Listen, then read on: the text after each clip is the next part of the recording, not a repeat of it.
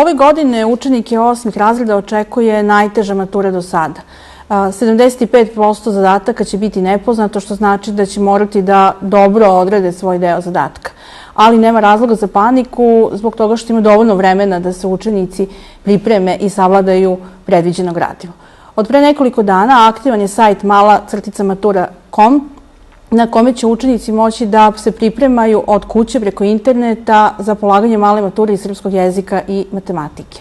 Pored lekcije koje su obrađene na zanimljiv način, učenici će moći da rešavaju testove i da provere koliko su spremni za polaganje male mature.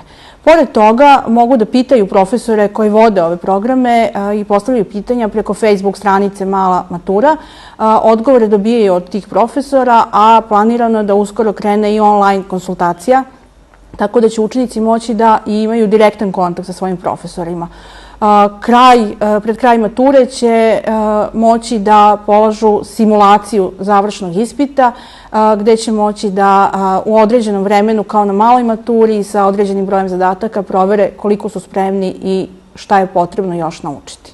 Sajt mala-matura.com su napravile Srednja škola za informacione tehnologije i kompanija Link Group iz Zemuna.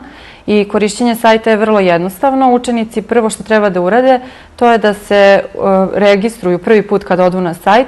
U gornjem desnom uglu imaju način da se registruju i posle svaki sledeći put kada se loguju koriste isto korisničko ime i lozinku. Svakom učeniku su dodeljena 3 kursa. To su kurs brzog i efikasnog učenja, kurs za srpski jezik i književnost i kurs za matematiku.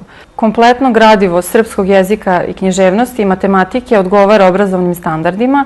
Takođe je jako važno napomenuti da svaka lekcija sadrži kompletnu teoriju sa rešenim primerima, kao i multimedijalni materijal koji đaci mogu da pogledaju i bitno je da se napomene da učenici ne moraju redom da rade lekcije, već mogu da direktno uđu na onu lekciju koja ih interesuje.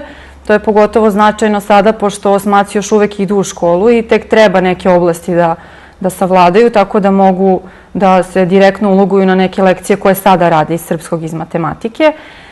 Nama je cilj bio da učenici što lakše savladaju gradivo srpskog i matematike, ali naravno treba da znaju da nije dovoljno samo preslušavati materijale i gledati kako se rade neki zadaci, već da i oni sami moraju da vežbaju kod kuće te zadatke da bi što uspešnije završili malu maturu.